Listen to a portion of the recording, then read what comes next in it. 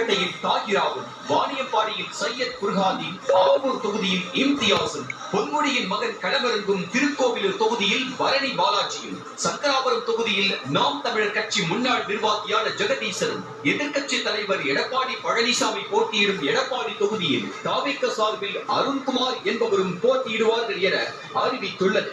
வானதி சீனிவாசன் போட்டியிடுவதாக சொல்லப்படும் கோவை வடக்கு தொகுதியில் சம்பத்குமாரும், முன்னாள் அமைச்சர் வேலுமணி போட்டியிடும் தொண்டாமுத்தூர் தொகுதியில் சதீஷ் ராஜுவும், செந்தில் பாலாஜி போட்டியிடும் கோவை தெற்கு தொகுதியில் செந்தில்குமாரும் போட்டியிடுவார்கள் என அறிவிக்கப்பட்டுள்ளது. கிணத்துக்கடவு தொகுதியில் விக்னேஷும், கரூர் தொகுதியில் கரூர் துயரச் சம்பவத்தில் சிறைக்கு சென்ற மதியழகனும் போட்டியிடும் நிலை. ஸ்ரீரங்கம் தொகுதியில் தாவேகவின் இளம் பேச்சாளரான ரமேஷுக்கு வாய்ப்பு கொடுக்கப்பட்டுள்ளது. KN நேருவின் திருச்சி மேற்கு தொகுதியில் ராமமூர்த்தியும், அன்பில் மகேஷ் பொய்யாமொழியின் திருவெரும்பூர் தொகுதியில் திமுகவிலிருந்து தாவேகவுக்கு வந்த நவல்பட்டு விஜய் என்பவரும், அமைச்சர் சிவசங்கரின் குன்னம் தொகுதியில் ரேவதியும், பிரேமலதா விஜயகாந்த் போட்டியிடும் விருத்தாச்சலம் தொகுதியில் விஜயும் போட்டியிடுவார்கள் என அறிவிக்கப்பட்டுள்ளது.